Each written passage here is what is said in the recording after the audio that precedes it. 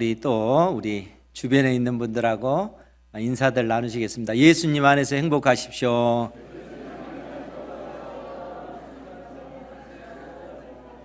예수님 안에서 행복한 삶이 되시기 바랍니다. 오늘은 아주 기쁜 날입니다. 왜 그런가 하면 오늘 그 학습 받는 분이 한 분이고, 또 유아 세례가 두 분이고, 또 세례가 네 분이 오늘 세례를 받습니다.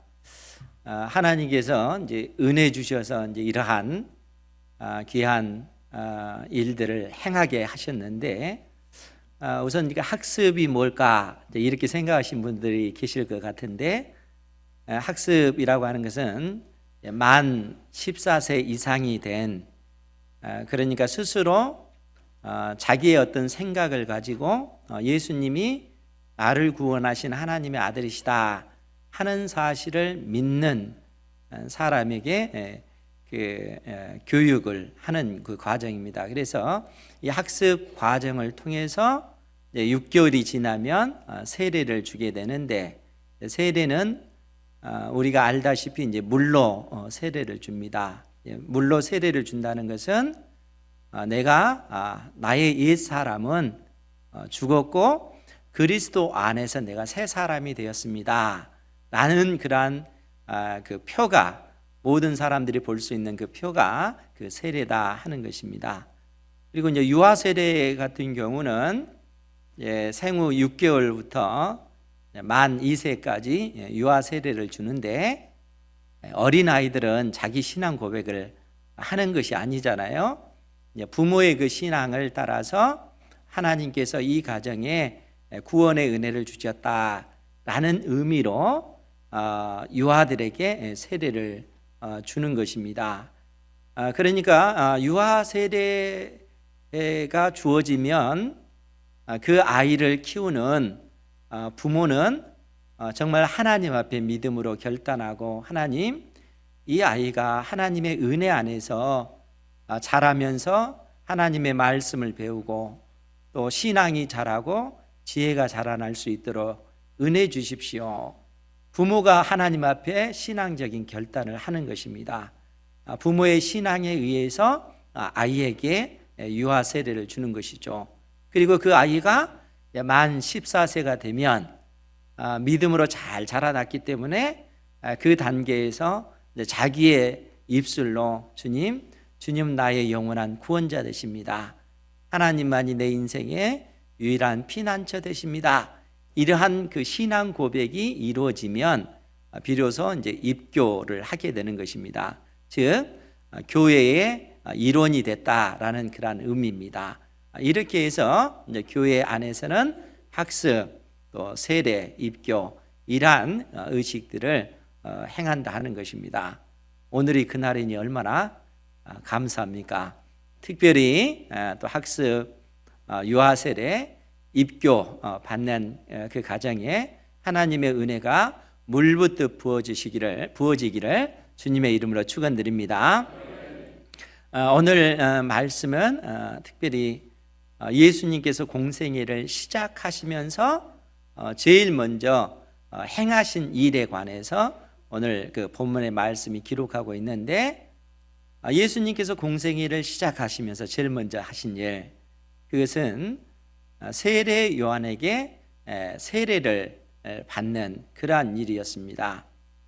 그러니까 예수님께서 이 땅에 성육신하셔서 30여 년의 생애를 사시다가 이제 나머지 3년, 약 3년의 그 기간 동안 하나님께서 보내신 그 공적인 사명을 감당하시기 위해서 세례 요한에게 세례를 받으시는 그러한 모습이다 하는 겁니다. 말씀의 그 내용을 좀 더 보면서 보면 13절 말씀에 보면, 이때에 예수께서 갈릴리로부터 요단강에 이르러 요한에게 세례를 받으려 하시니, 이때 당시 세례 요한은 베다니라고 하는 곳에서 물로 세례를 주고 있었습니다. 많은 사람들이 죄 사함을 받기 위한 회개의 그 세례를 받기 위해서 세례 요한에게 나온 것이죠. 그런데 우리가 물로 세례를 받는다라고 했을 때 정말 좀 신중하게 생각해야 될 것이 있습니다.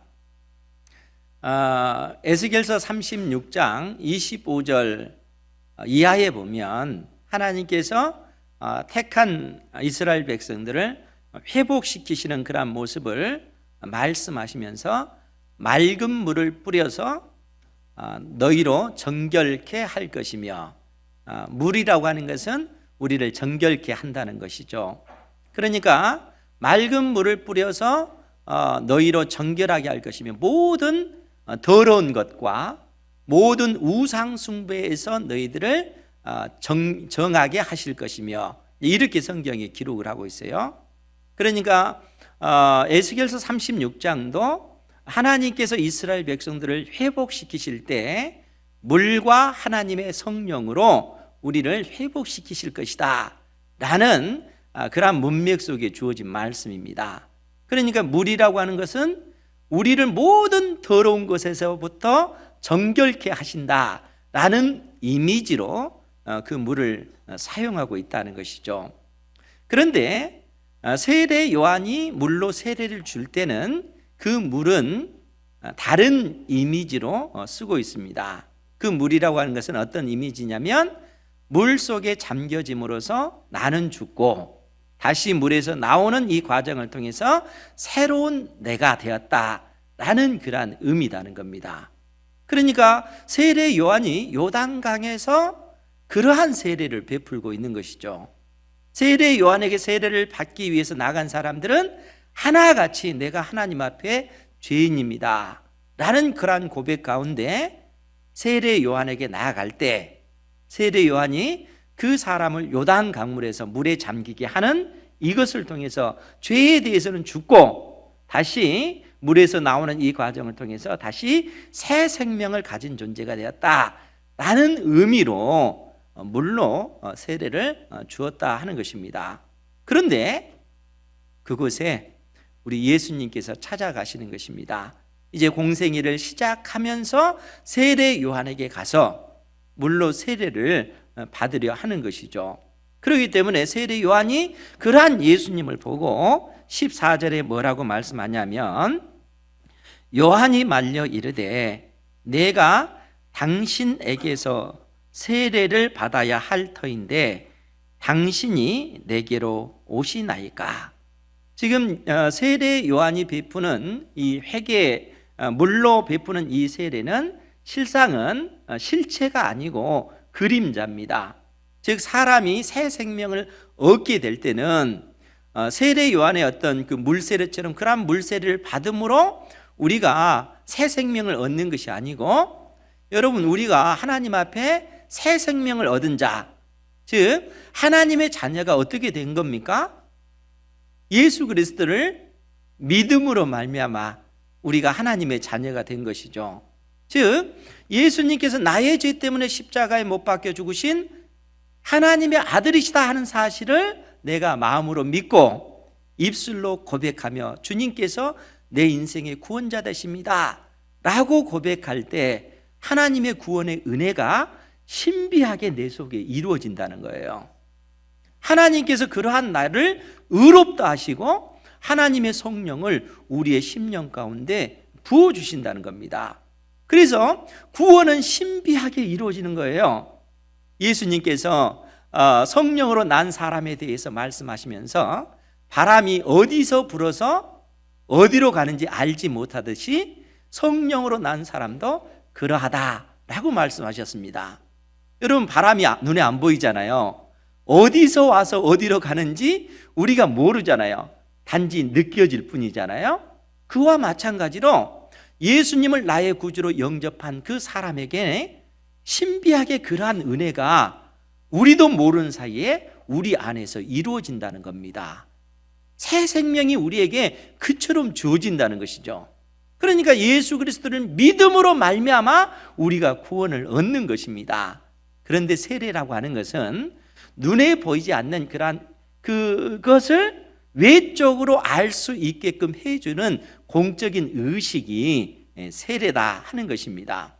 어찌됐든 예수님께서 세례 요한에게 세례를 받으러 가니까 세례 요한이 주님 무슨 말씀입니까? 오히려 내가 주님에게 세례를 받아야지 어떻게 주님이 나에게 세례를 받는단 말입니까? 라고 얘기를 합니다. 그때 주님께서 15절에 뭐라고 말씀하시냐면 우리 같이 보겠습니다. 15절 말씀 시작. 예수께서 대답하여 이르시되 이제 허락하라. 우리가 이와 같이 하여 모든 의를 이루는 것이 합당하니라 하시니 이에 요한이 허락하는지라. 아멘. 예수님께서 세례 요한에게 이제 허락하라. 우리가 이와 같이 하여 모든 의를 이루는 것이 합당하니라. 예수님께서 세례 요한에게 세례를 받아야만이 모든 의를 이룰 수 있다, 성취할 수 있다 라고 말씀하시는 것입니다. 나중에 세례 요한이 예수님을 향해서 보라 세상 죄를 지고 가는 하나님의 어린 양이다 이렇게 선언을 합니다.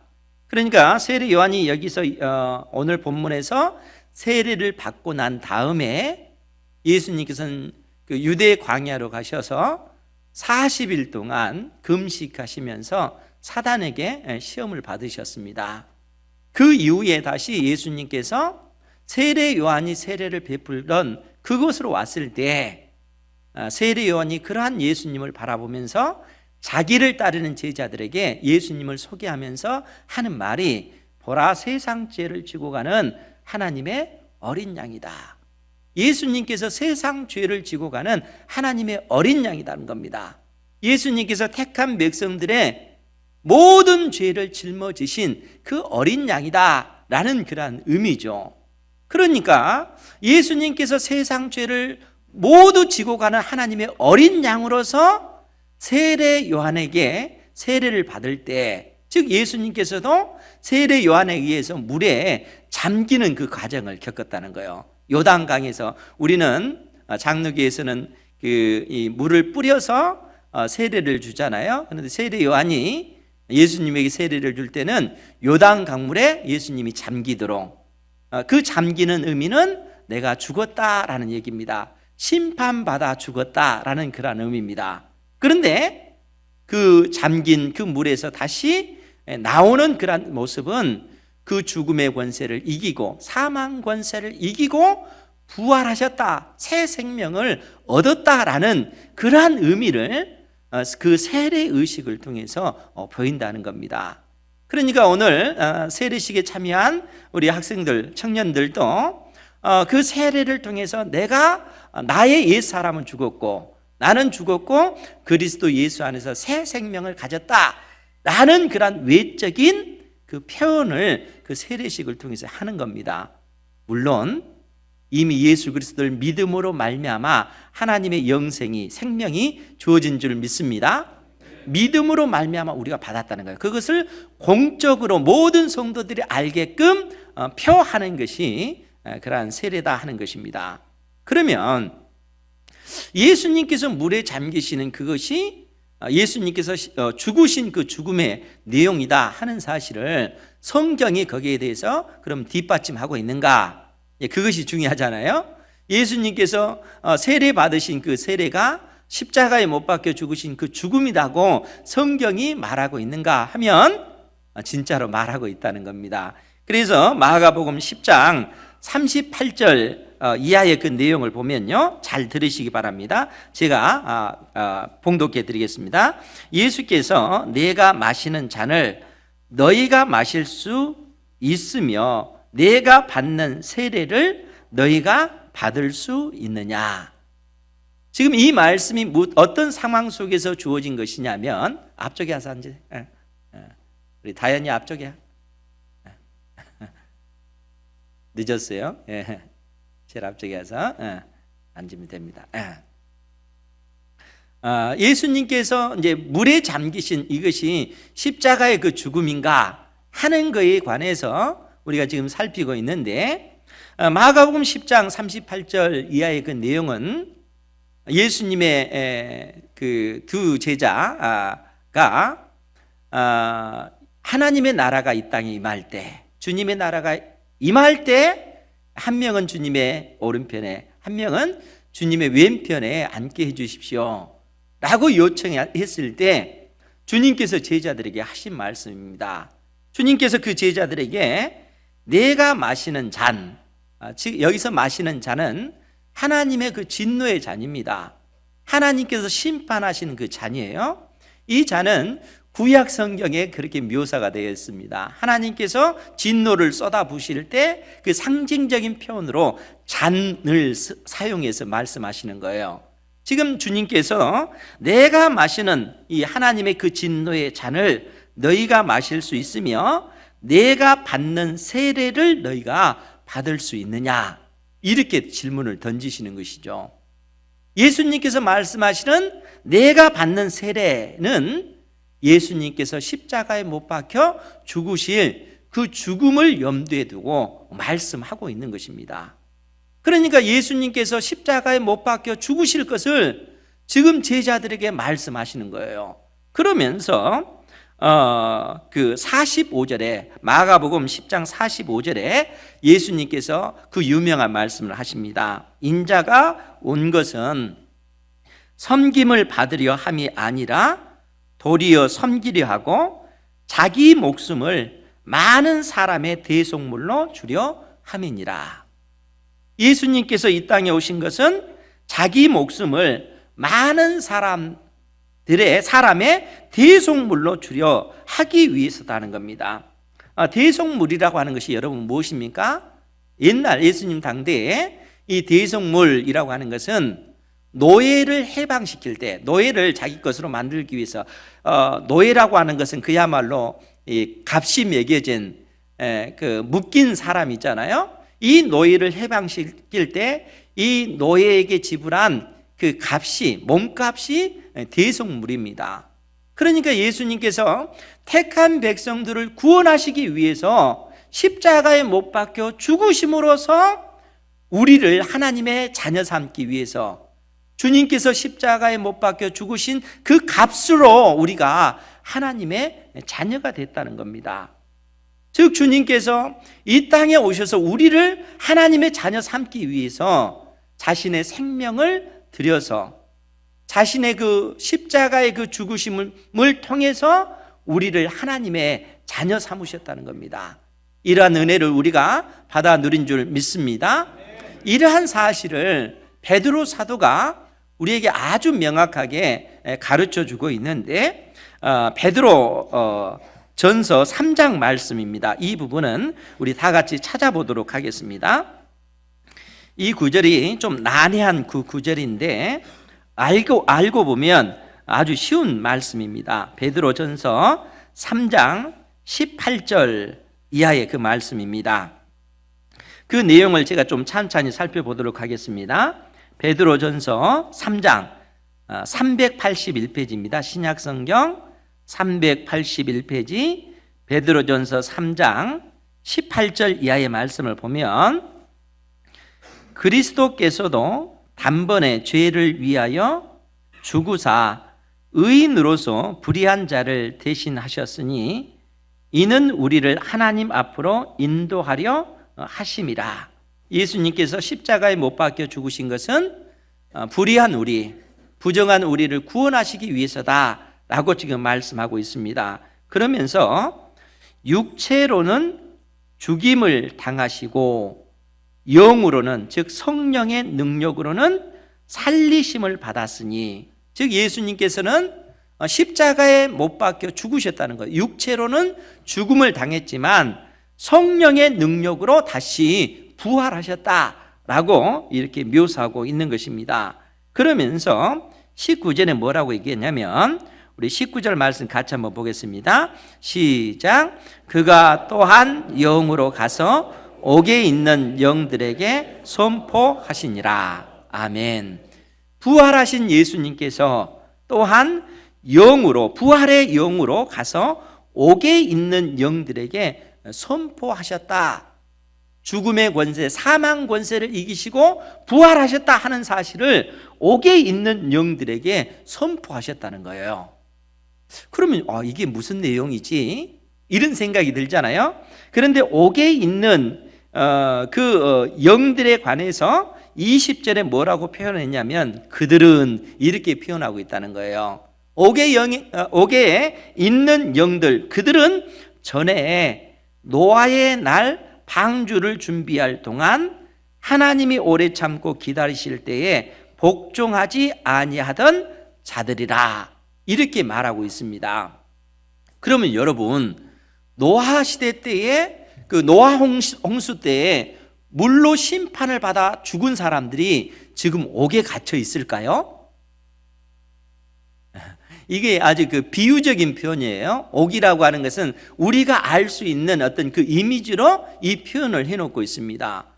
그 노아 시대 때 그 물로 심판을 받은 사람들은 지금 전부 다 지옥에 있는 것입니다. 지옥에 던져진 거예요. 그러면 이것이 어떤 표현인가 하면 지금 사도 베드로가 오늘 우리에게 이 말의 의미, 예수님의 십자가의 그 죽음과 부활의 의미를 아주 쉽게 설명해 주기 위해서 이 말씀을 지금 하고 있다는 겁니다. 우리를 어렵게 하기 위해서 이 말을 주는 것이 아니에요. 그러면 여러분, 그들은 전에 노아의 날 방주를 준비할 동안, 노아가 방주를 준비할 동안, 여러분 창세기 6장 이하의 그 말씀을 보면 하나님의 그 사람들이 그 사람의 그 딸들의 아름다움을 보고 그들을 데려다가 아내 삼는 그런 모습들을 봅니다. 예수님께서도 노아 당대에 그 시대의 어떤 노아 당대의 그 특징을 뭐라고 말씀하셨냐면 먹고 마시고 시집가고 장가들고, 노아 시대 때의 어떤 그 사람들의 그 시대의 어떤 특성을 그렇게 말해주고 있습니다. 그 말이 무슨 얘기냐면 그때 당시 그 사람들은 영원한 하나님의 나라에 대한 관심이 없다는 거예요. 오직 이 땅의 소망을 두고 살아가는 사람들이라는 겁니다. 인간의 어떤 육신의 그 욕망에 따라서 살아가는 그러한 삶을 그들은 살아갔다는 그러한 얘기입니다. 그런데 그러한 시대에 하나님께서 노아에게 어떤 말씀을 해주셔요? 그들의 날들은 120년이 되리라. 무슨 얘기냐면 120년 후에 하나님께서 홍수로 온 세상을 심판하시겠다라고 말씀을 해주시는 것입니다. 그리고 노아에게 방주를 지으라 라는 명령을 주신 것이죠. 여러분들도 잘 알다시피 그래서 노아가 방주를 어디서 짓는다고요? 산 중턱에서 짓잖아요. 산 속에서 노아가 방주를 짓는 것입니다. 그런데 노아가 산속에서 방주를 짓는 이러한 모습을 베드로후서 2장 5절에는 어떤 표현을 하고 있냐면 옛 세상을 용서하지 아니하시고 오직 의를 전파하는 노아와 그의 7 식구를 보존하시고, 이렇게 표현하고 있다는 거예요. 노아가 산속에서 방주를 짓는 이 사건을 오직 의를 전파하는 노아와 그의 7 식구, 이렇게 묘사를 하고 있습니다. 무슨 얘기입니까? 노아가 산 중턱에 방주를 지으면서 증거한 것이 하나님께서 이 땅에 물로 심판하실 그때가 이르렀다 하는 말씀을 알려주는 것입니다. 그러니까 하나님께 소망을 두지 않으면 그 홍수로 모든 인생이 심판을 받는다 하는 것을 노아가 그의 삶을 통해서 산 중턱에서 그렇게 명확하게 온 세상을 향해서 증거하고 있다는 거예요.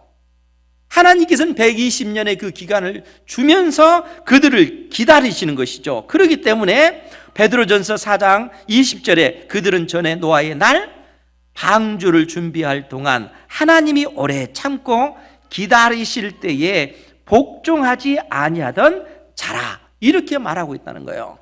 그들이 복종하지 아니함으로 결국 어떻습니까? 노아 홍수로 말미암아 그들은 다 심판받아서 영원한 지옥에 던져지고 말았다는 얘기입니다. 성경이 우리에게 그 사실을 얘기해 주고 있는 거예요. 그러면서 베드로 사도는 방주에서 물로 말미암아 구원을 얻은 자가 몇 명뿐이니 겨우 8명이라. 노아와 그의 아내, 그의 세 아들, 세 며느리 8명만 그 홍수 가운데 그 물에서 구원을 받았다라고 지금 베드로 사도가 말씀해 주고 있다는 거예요. 그 물이라고 하는 것은 결국 심판이고, 그 심판으로 말미암아 노아 당대의 많은 사람들이, 모든 사람 8명 외에 모든 그 시대가 그 물로 심판받아서 죽음을 당했다는 거예요. 베드로 사도가 그 얘기를 해주는 겁니다. 그런데 21절에 베드로전서 3장 21절에요. 죄송합니다. 3장 21절에 보면 물은 예수 그리스도께서 부활하심으로 말미암아 이제 너희를 구원하는 편이 곧 세례라. 여러분, 이게 무슨 의미입니까? 여기서 물은 노아 홍수 당대 그 심판의 물입니다. 이 물로 그때 당대 많은 사람들이 다 심판받아서 죽었다는 거예요. 그런데 이 물은 예수 그리스도께서 부활하심으로 말미암아 이제 너희를 구원하는 편이 곧 세례라. 무슨 얘기입니까? 예수님께서 그 심판, 물이라고 하는 것, 그 죽음이라고 하는 이곳에서 주님께서는 사망 권세를 깨뜨리시고 부활하셨다는 거예요. 예수님께서 부활하신 것입니다. 노아의 홍수 날에 그 어떤 그 물로 모든 인생들이 다 죽었는데, 지옥에 던져졌는데, 우리 주님께서는 그 심판에서 사망 권세를 깨뜨리시고 부활하심으로써 그 사망 권세를 이기셨다는 거예요. 그러니까 우리 주님께서 사망 권세를 이기신 그 모습을 19절에서 그가 또한 영으로, 부활의 영으로 가서 옥에 있는 영들에게 선포하시니라. 하나님의 말씀에 불순종하고 듣지 않는, 그래서 사망당해서 그로서 끝난 그 인생들에게 예수님께서는 그 사망 권세를 깨뜨리시고 부활하셨다 하는 사실을 명확하게 보여주고 있는 것입니다. 그렇다면 사랑하는 성도 여러분, 예수님께서 세례 요한에게 받으신 그 물 세례, 주님께서 세례 요한에게 하신 말씀이 다시 본문으로 돌아가서 마태복음 3장 15절을 그 말씀에 보면 이제 허락하라. 우리가 이와 같이 하여 모든 의를 이루는 것이 합당하니라. 즉 예수님께서 세례 요한에게 세례를 받으실 때 물속에 잠기는 그 잠김의 의미는 결국 예수님께서 죄가 있어서 그러한 세례를 받으신 것이 아니라 택한 백성들인 우리의 모든 죄 때문에 예수님께서 우리의 죄를 대신하여 짊어지시고 물속에 잠기셨다는 겁니다. 물의 심판을 받아서 예수님께서는 죽으신 것입니다. 그런데 우리 주님께서는 성령의 그 능력으로 사망 권세를 깨뜨리시고 다시 부활하심으로써 하나님의 아들로 인정되신 것이죠. 그래서 오늘 말씀이 하늘로부터 소리가 있어 말씀하시되 이는 내 사랑하는 아들이요 내 기뻐하는 자라 하시니라. 이 말씀이 그래서 우리에게 주어진 것입니다. 우리 주님께서 사망 권세를 깨뜨리신 하나님의 아들이심을 믿으시기 바랍니다.